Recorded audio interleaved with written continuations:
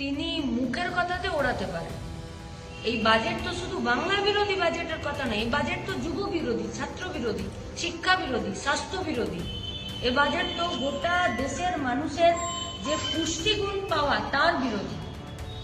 1 টাকাও বাড়তি বরাদ্দ হলো মনরেগার কাজে, স্বাস্থ্যতে, শিক্ষাতে, নতুন করে শহরে রোজগার যোজনাতে? কোথায় টাকা বরাদ্দ হলো? এমএসএমই কে কোথায় রেখে দেওয়া হলো এই বাজেটে?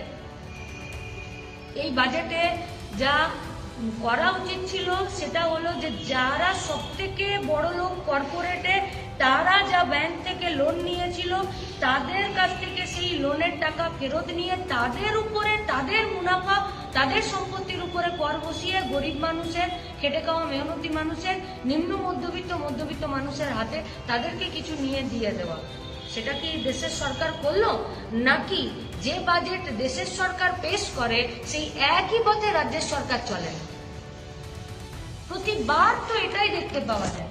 আসলে যখন কর্পোরেটের অঙ্গুলি হেলনে কেন্দ্রের সরকার এবং রাজ্যের সরকার চলে, তখন গরিব মানুষের নাবিশ্বাস ওঠে।